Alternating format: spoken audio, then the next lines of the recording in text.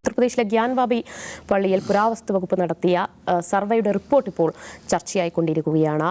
അവിടെ പള്ളിയിരിക്കുന്ന സ്ഥലത്ത് മുൻപ് 17-ാം നൂറ്റാണ്ടിൽ അവിടെ ഒരു ക്ഷേത്രമുണ്ടായിരുന്നു. പിന്നീട് ക്ഷേത്രം തകർത്ത ആ ഭൂമിയിലാണ്, ആ സ്ഥലത്താണ് ഗ്യാൻവാബി മസ്ജിദ് നിർമ്മിച്ചത് എന്നാണ് ആർക്കിയോളജിക്കൽ സർവേ ഓഫ് ഇന്ത്യയുടെ കണ്ടെത്തൽ വരുന്നത്. അത് കോടതിയിൽ നൽകിയ റിപ്പോർട്ടായിരുന്നു. അത് ഹർജിക്കാർക്ക് നൽകിയത് പിന്നീട് ഇങ്ങനെ പരസ്യപ്പെടുത്തുകയാണ് ചെയ്തത് എന്ന് പറയേണ്ടി വരും. ഇനി എന്താകും അവിടെ സംഭവിക്കാൻ പോകുന്നത് എന്നാണ് നമ്മൾ പരിശോധിക്കാൻ പോകുന്നത്. അജിബ് സർ, മറ്റൊരു ബാബറി മസ്ജിദ് ആകാൻ പോവുകയാണോ ഗ്യാൻവാബി? ഒരു സംശയം വേണ്ട. കാശി മധുര ബാക്കി എന്നുള്ളത് 90-80കളുടെ അവസാനത്തുള്ള മുദ്രാവാക്യമാണ്. ബാബരി മസ്ജിദ് തുടങ്ങിയിട്ടുള്ളൂ കാശി മധുര ബാക്കിയെ. ഇവിടെ നിൽക്കില്ല അത്. മധുരയിലൊരു ശ്രീകൃഷ്ണ ജന്മഭൂമി പ്രശ്നം കൂടിയുണ്ട്. അപ്പോൾ അതുകൊണ്ട് തീരുമോ? 3000 പള്ളികളുടെ ലിസ്റ്റ് VHP 92-ൽ തന്നെ സബ്മിറ്റ് ചെയ്തിട്ടുള്ളതാണ്. 3000 പള്ളികൾ. അതായത് ഇന്ത്യയിലെ 3000 മസ്ജിദുകൾ അമ്പലം തകർത്തുണ്ടാക്കിയതാണ്, അതൊക്കെ പൊളിച്ചതാണ് എന്നുള്ളതാണ്. ഒന്നും വേണ്ട, ഹൈദരാബാദിൽ പോയി നോക്കാം. ചാർമിനാറിൻ്റെ ഒരു തൂണിൻ്റെ അവിടെ ഒരു ചെറിയൊരു പ്രതിഷ്ഠയുണ്ട്. പ്രതിഷ്ഠയ്ക്ക് ഇപ്പോൾ പന്തലൊക്കെ ആയിട്ട്. പന്തൽ ഞാൻ 2014 പോകുമ്പോൾ ഇങ്ങനെ ഷീറ്റൊക്കെ വെച്ചിട്ടായിരുന്നു. ഇപ്പോൾ അത് കുറച്ചുകൂടി മജ്ബൂത്ത് സാധനമാക്കിയിട്ടുണ്ട്, വലുതാക്കിയിട്ടുണ്ട്. അത് ചാർമിനാറൊക്കെ പൊളിച്ചോളാൻ അത് ക്ലെയിം ചെയ്യപ്പെടും. ഒരു ഇപ്പോൾ ഭാഗ്യനഗർ എന്ന് ഹൈദരാബാദിൻ്റെ പേര് മാറ്റുന്ന യോഗി ആദിത്യനാഥ് പറയുന്നതൊക്കെ അത് മുന്നിൽ കണ്ടുകൊണ്ടാണ്. അങ്ങനെ ഒരുപാട് കാര്യങ്ങൾ അവർ പറയുന്നുണ്ട്. ഭാഗ്യദേവി ക്ഷേത്രം എന്നാണ് അതിൻ്റെ ചാർമിനാറിൻ്റെ താഴെയുള്ള അതുണ്ടല്ലോ, ഭാഗ്യദേവി ക്ഷേത്രം എന്നാണ്. ഈ കുത്തബ് മീനാറിൻ്റെ അടിയിൽ വേറെ എന്തെങ്കിലും കാണും. താജ്മഹൽ തേജോ മഹാലയാവും. അതിൽ തർക്കമൊന്നുമില്ല. ഇപ്പോൾ ഈ കാശി ക്ഷേത്രത്തിൻ്റെ കാര്യത്തിൽ ഒരു ഡിസ്പ്യൂട്ട് നിൽക്കുന്നത് ഔറംഗസേബ് ഏറ്റവും അവസാനം അവിടുത്തെ ഒരു ക്ഷേത്രം പൊളിച്ചു എന്നാണ്. പക്ഷേ അവിടുത്തെ ക്ഷേത്രം, ഈ കാശി വിശ്വനാഥ ക്ഷേത്രം എന്ന് പറയുന്നത് ചരിത്രത്തിൽ പലവട്ടം അക്രമികൾ പൊളിച്ചിട്ടുള്ളതാണ്. അത് പുനർനിർമ്മിച്ചതും ഈ മുഗൾ രാജാക്കന്മാരാണ്. അക്ബറിൻ്റെ കാലത്ത്, ദാരാ ഷെക്കോവിൻ്റെ കാലത്ത് ഇതൊക്കെ ഈ ക്ഷേത്രങ്ങൾ പുനർനിർമ്മിച്ചത് മുഗൾ രാജാക്കന്മാർ തന്നെയാണ്.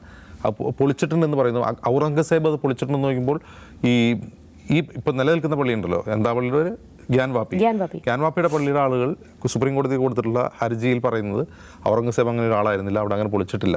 മുഗൾ രാജാക്കന്മാർ ഈ ക്ഷേത്രങ്ങളെ സംരക്ഷിക്കുന്ന ആൾക്കാരായിരുന്നതാണ്. പക്ഷേ ഇവിടുത്തെ ഒരു ഡിസ്പ്യൂട്ട് വരാൻ കാരണം ഈ ഗ്യാൻവാപ്പി പള്ളിയുടെ ഏറ്റവും പിറകുവശത്തെ മതിൽ, ആ മതിലിൻ്റെ അപ്പുറവശത്താണ് ക്ഷേത്രം, ഇപ്പുറവശത്താണ് പള്ളി. അപ്പോൾ ഈ മതിൽ ആക്ച്വലി നിൽക്കുന്നത് ഈ പള്ളിയുടെ കോമ്പൗണ്ടിലാണ്. അതിൻ്റെ അപ്പുറവശം ക്ഷേത്ര കോമ്പൗണ്ടാണ്. അപ്പുറവശത്ത് പാർവതി ദേവിയുടെ ചില ചിത്രങ്ങൾ, ശില്പങ്ങളുണ്ട് എന്നുള്ളതാണ് ഈ തർക്കം. അപ്പോൾ അങ്ങനെ വരാൻ പാടില്ലല്ലോ, മസ്ജിദിൻ്റെ മതിലിൻ്റെ പുറവശത്ത് അങ്ങനെ വരാൻ പാടില്ലല്ലോ എന്നുള്ളതാണ് പ്രശ്നം. അപ്പോൾ അതെങ്ങനെ വന്നു എന്നുള്ളതൊക്കെ അറിയില്ല. പക്ഷെ നമ്മുടെ നാട്ടിലിപ്പോഴൊരു നിയമമുണ്ട്. 1947 മുമ്പ്, അല്ല 1947 നമുക്ക് സ്വാതന്ത്ര്യം കിട്ടുമ്പോൾ ഓഗസ്റ്റ് 15 എങ്ങനെയാണോ നമ്മുടെ രാജ്യത്ത് ആരാധനാലയങ്ങൾ നിലനിന്നത് അത് അങ്ങനെ തന്നെ നിലനിൽക്കണമെന്നൊരു നിയമമുണ്ട്. അതിൻ്റെ പുറത്ത് അങ്ങനെ ഒരു നിയമം നിലനിൽക്കെ പിന്നെ അവിടെ ഒരു സർവേക്ക് അനുമതി കൊടുക്കുക, അവിടെ അവിടുത്തെ ഉസൂഖാന എന്ന് പറയുന്ന ഈ ആൾ അംഗശുദ്ധി വരുത്തുന്ന കുളം, ആ കുളത്തിന് നടുക്കുള്ള ഫൗണ്ടൻ അത് ശിവലിംഗമാണെന്ന് പ്രഖ്യാപിക്കുക. പിന്നെ അതിൻ്റെ അടിയിൽ കുഴിച്ച് നോക്കുക, ഇനി അവിടെ ക്ഷേത്രം വല്ലതും ഉണ്ടോ എന്ന് കുഴിച്ച് നോക്കുക. അപ്പോൾ ബാബരി മസ്ജിദിൻ്റെ സംഭവത്തിൽ ASAയുടെ ഈ എക്സ്കവേഷൻ എത്രമാത്രം വിവാദപരമായിരുന്നു നമുക്കറിയാം. ഒന്നും കിട്ടിയില്ല എന്ന് മാത്രമല്ല, 2003 BJP ഭരിച്ചുകൊണ്ടിരിക്കുമ്പോൾ, അതായത് വാജ്പേയി ഭരിച്ചുകൊണ്ടിരിക്കുമ്പോൾ അവർ ASA റിപ്പോർട്ട് പുറത്തുവിടുകയാണ്. 92 തല്ലി പൊളിച്ച് കളഞ്ഞ ബാബരി മസ്ജിദിൻ്റെ അടിയിൽ ക്ഷേത്രം ഉണ്ടായിരുന്നു തെളിയിക്കാൻ 2003 ഒരു റിപ്പോർട്ട് കൊടുക്കുകയാണ്. ആ റിപ്പോർട്ടിനെ പിന്നീട് എങ്ങനെയാണ് സയൻറ്റിസ്റ്റുകൾ, ആർക്കിയോളജിയിലെ തന്നെ സയൻറ്റിസ്റ്റുകൾ ചോദ്യം ചെയ്തത്. അതിൻ്റെ അടിയിൽ എന്തെങ്കിലും സ്ട്രക്ചർ ഉണ്ടായിരുന്നു എന്ന് തെളിയിക്കാനേ പറ്റില്ല, അവിടെ ക്ഷേത്രം തകർത്തു തെളിയിക്കാനേ ASAയ്ക്ക് പറ്റിയിട്ടില്ല. പക്ഷേ ഈ ASA റിപ്പോർട്ട് വെച്ചിട്ടാണ് ഇപ്പോഴും റൈറ്റ് നൗ ഇപ്പോഴും എന്ത് ചെയ്യുന്നത്, അത് അമ്പലം പൊളിച്ച് വിടുന്ന പള്ളിയാണ് എന്ന് റൈറ്റ് വിങ്ങേഴ്സ് തെളിയിക്കുന്നത്. ഇപ്പോൾ ഇന്ന് ഒരു ASA റിപ്പോർട്ട് കോടതിയിൽ കൊടുത്തിട്ടുണ്ട്. ആ റിപ്പോർട്ട് പുറത്തു വിട്ടിട്ടുണ്ട്. അതിൻ്റെ അടിയിൽ എന്തുണ്ടായിരുന്നു, ക്ഷേത്രമുണ്ടായിരുന്നു എന്ന് പറയുന്നു. ഈ ASAയുടെ റിപ്പോർട്ട് പുറത്തു വന്ന ആ റിപ്പോർട്ടിനെ സയൻറ്റിഫിക്കായിട്ട് സ്ക്രൂട്ടനൈസ് ചെയ്താൽ മാത്രമാണ് ASA എന്താണ് പറയുന്നത് അറിയുള്ളൂ. അതിൻ്റെ ഒരു പ്രധാനപ്പെട്ട കാരണം ആർക്കിയോളജിക്കൽ സർവേ ഓഫ് ഇന്ത്യ എന്ന് പറയുന്നത് മിനിസ്ട്രി ഓഫ് കൾച്ചർ അതിന് കീഴിൽ വരുന്നൊരു ഏജൻസി മാത്രമാണ്. അവർ റിപ്പോർട്ട് ചെയ്യുന്ന ആർക്കാണ്? ഈ മിനിസ്ട്രിക്കാണ് റിപ്പോർട്ട് ചെയ്യുന്നത്, ആ കൾച്ചറൽ മിനിസ്റ്റർക്കാണ് റിപ്പോർട്ട് ചെയ്യുന്നത്. അങ്ങനെ ഉള്ളൊരു ഏജൻസി നടത്തുന്ന ഒരു അന്വേഷണം, അത് നമ്മൾ 2003 ബാബരി മസ്ജിദിൻ്റെ കാര്യത്തിൽ കണ്ടതാണ്. ഈ റിപ്പോർട്ട് ഇനി പുറത്തു വന്നിട്ട് അത് എത്രമാത്രം സയൻറ്റിഫിക് ആണ് എന്ന് പഠിച്ചാൽ മാത്രമാണ് അവരെന്താണ് കൊടുത്തതെന്ന് നമുക്ക് മനസ്സിലാവുള്ളൂ. എന്നാൽ മാത്രമേ ആ കേസിൽ കോടതിയിൽ എന്തെങ്കിലും തെളിയിക്കാൻ പറ്റുള്ളൂ. പക്ഷേ ഞാനിതിൽ കാണുന്നൊരു പ്രധാനപ്പെട്ട കാര്യം, എന്തുകൊണ്ടാണ് ഈ 91 നിയമം നിലനിൽക്കെ ഇത്തരം എക്സ്കവേഷനും ഇത്തരം സർവേക്കും അനുമതി കൊടുക്കുന്നത്, കോടതിയിൽ അനുമതി കൊടുക്കുന്നതാണ് ഏറ്റവും വലിയ പ്രശ്നം. അത് കൂടുതൽ പ്രശ്നങ്ങൾ വഷളാക്കുകയാണ് ചെയ്യുക, ഒരു ദീർഘകാലത്തെ ഡിസ്പ്യൂട്ടിലേക്ക് നയിക്കുകയാണ് ചെയ്യുക. അത് ഇന്ത്യ പോലൊരു രാജ്യത്ത് എത്രമാത്രം പ്രശ്നങ്ങൾ ഉണ്ടാക്കുമെന്ന് ആലോചിച്ച് നോക്കുക. ഇനി അവിടെ കൊണ്ട് നിൽക്കുമോ? അവിടെ കൊണ്ട് നിൽക്കില്ല. അതിങ്ങനെ തുടർന്നുകൊണ്ടേയിരിക്കും.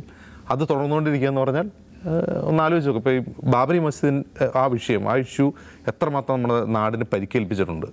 ഇപ്പോൾ അതിൽ BJP അധികാരത്തിൽ വന്നു, RSS അവരെ സ്വാധീനം ഉണ്ടാക്കി എന്നുള്ളതിനപ്പുറം ജനങ്ങൾ വിഭജിക്കപ്പെട്ടിട്ടുണ്ട്. അത് വീണ്ടും അത്തരം ഒരു വിഭജനത്തിലേക്ക് പോവുകയാണ് ചെയ്യുന്നത്. അത് ഇതിൽ പ്രധാനമായി എനിക്ക് തോന്നുന്നത് കോടതികൾ ഇക്കാര്യത്തിൽ സ്വീകരിക്കുന്ന ഒരു സമീപനമാണ് പ്രശ്നമായിട്ടെന്ന് എനിക്ക് തോന്നുന്നു. യെസ് ദാസർ, ഇനിയിപ്പോൾ ഈ റിപ്പോർട്ടിൻ്റെ ഒരു ചുവട് പിടിച്ച് എന്തൊക്കെ പ്രതീക്ഷിക്കാം? അല്ല, ബാബറി മസ്ജിദിന്റെ കാര്യത്തിൽ എന്തെല്ലാമാണോ നടന്നത് അതൊക്കെ എവിടെ അതെല്ലാം നടക്കും. അതേ സ്റ്റോറി ബോർഡാണ് നടക്കുന്നത്. കോടതി ഇത് കൊടുക്കുക, കുഴിക്കുക, ഈ കുഴിക്കണ പരിപാടി മാത്രം എടുക്കുക. അപ്പോൾ കുഴിക്കുക എന്നുള്ളത് ഒരടിസ്ഥാനമാക്കിയാൽ ഞാനിപ്പോൾ പറയണം, ദിവ്യയുടെ തറവാട് അതിൻ്റെ താഴെ ഒരു പള്ളി ഉണ്ടായിരുന്നു, അല്ലെങ്കിൽ ഒരു ചേർച്ച് ഉണ്ടായിരുന്നു, ഒരു ബുദ്ധാശ്രമം ഉണ്ടായിരുന്നു. ഞാൻ ഒരു കോടതി പോവാണ്, നമുക്ക് കുഴിക്കാം.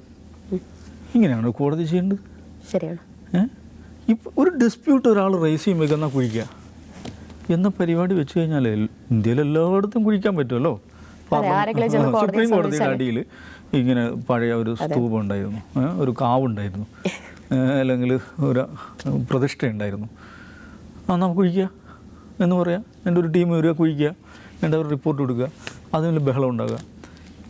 ഇതാണ് ഒരു കാര്യം നടക്കുന്നത്. അത് ചുമ്മാ പറയല്ലെന്നേ, ഇത് എല്ലായിടത്തും ഇതാണ് നടക്കുന്നത്. ഇപ്പോൾ കുത്തബ് മിനാർ വിഷ്ണു സ്തംഭമാണെന്ന് വാദം വന്നു കഴിഞ്ഞു. തേജോ മഹാലയാണ് താജ്മഹൽ എന്ന് പറഞ്ഞത്. ഇങ്ങനെ പോയിട്ട് ഈ RSSൻ്റെ സർസംഘചാലകമായിട്ടുള്ള മോഹൻ ഭാഗവതിന് പ്രസ്താവന നടത്തേണ്ടി വന്നില്ലേ, എല്ലായിടത്തും പോയിട്ട് ശിവലിംഗം തപ്പേണ്ട എന്ന് ആരാ പ്രസംഗിച്ചത്? മോഹൻ ഭാഗവത് പ്രസംഗിച്ചു കഴിഞ്ഞ വർഷം. നിങ്ങൾ എല്ലായിടത്തും പോയിട്ട് ശിവലിംഗം തപ്പേണ്ട എന്ന് പ്രസംഗിച്ചു. അങ്ങനെ അദ്ദേഹം പ്രസംഗിക്കേണ്ടി വന്നത് എന്തുകൊണ്ടാണ്? ഇതൊരു ഒരു ഒരു ഒരു സ്പ്രീ ആയിട്ട് ഇങ്ങനെ നടക്കുകയാണ്, എല്ലായിടത്തും പോയിട്ട് തപ്പ കുഴിക്കുക.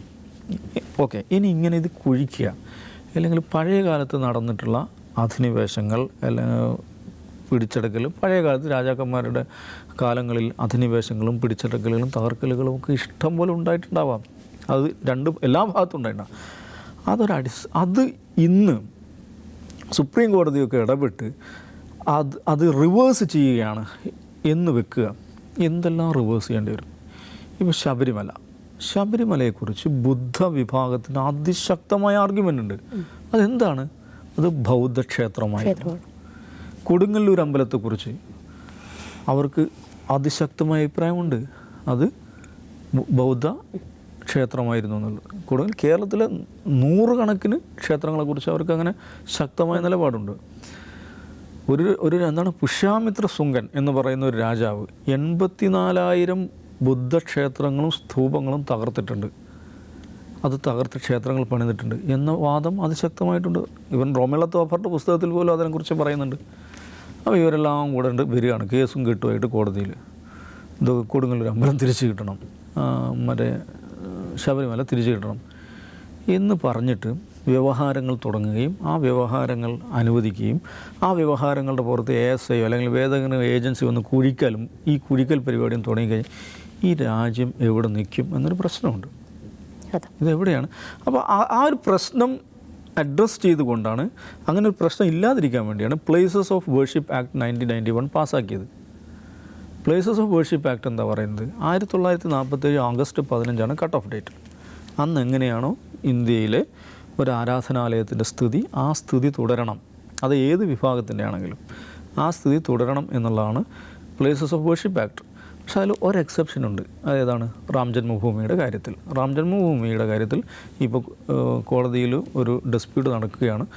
അപ്പം ആ ആക്ടിൻ്റെ പരിധിയിൽ നിന്ന് റാം ജന്മഭൂമി ഒഴിവാക്കിയിട്ടുണ്ട്. ഓക്കെ, റാം ജന്മഭൂമി ഇഷ്യൂ അത് വേറെ നിലയ്ക്ക് കോടതി സെറ്റിൽ ചെയ്തു. അത് നിങ്ങൾക്ക് വിയോജിക്കുകയോ എന്തോ ചെയ്യാം. പക്ഷെ കോടതി അത് സെറ്റിൽ ചെയ്ത് കഴിഞ്ഞു. കാരണം എന്താണ്? അത് റാം ജന്മഭൂമി ട്രസ്റ്റിന് കൊടുത്തു. അപ്പോൾ അത് കഴിഞ്ഞാൽ പിന്നെ നന്ന ചുരുങ്ങിയത് ഈ ആക്ട് അവിടെ ഉണ്ടായിരിക്കെ അത് മാനിക്കുക എന്നുള്ളതാണല്ലോ. അത് മാനിക്കാതെ ഇത്തരത്തിലുള്ള നടപടികൾക്ക് കോടതി തന്നെ അനുമതി നൽകുന്നത് എന്താണെന്ന് വെച്ചാൽ ഇതൊരു പണ്ടോരയുടെ പെട്ടി തുറക്കുക എന്നറിയില്ലേ, ഇതെവിടെ നിൽക്കും എന്നുള്ളൊരു വലിയൊരു പ്രശ്നമുണ്ട്. ഓഫ് കോഴ്സ് ഇതിൻ്റെ കാര്യത്തിൽ ഗ്യാൻവാബി മസ്ജിദിൻ്റെ കാര്യത്തിൽ ബാബരി മസ്ജിദിൽ എന്താണോ സംഭവിച്ചത് അത് തന്നെയാണ് സംഭവിക്കാൻ പോകുന്നത്. പക്ഷേ അത് അവിടെ നിൽക്കില്ല. രാജ്യം എങ്ങോട്ട് പോകും എന്ന ചോദ്യമാണ്. യെസ്, അതാണ് ഇത് ഉയർത്തുന്ന ഒരു വലിയൊരു അപകട സൂചനയുണ്ട്. ബാബറിക്ക് പിന്നാലെ ഗ്യാൻവാബയിലും ഇത് സംഭവിച്ചെങ്കിൽ ഇനിയും ലിസ്റ്റിൽ ഒരുപാട് സ്ഥലങ്ങൾ കിടക്കുകയാണ്. മറ്റ് പലയിടങ്ങളിലും ഇതുപോലെയുള്ള സർവേ നടക്കാനും അവകാശവാദങ്ങൾ ഉന്നയിക്കാനും സാധ്യതയുണ്ട്. ഇന്നത്തെ ഔട്ട് ഓഫ് ഫോക്കസ് ഇവിടെ പൂർണ്ണമാകുന്നു. വീണ്ടും കാണാം. നമസ്കാരം.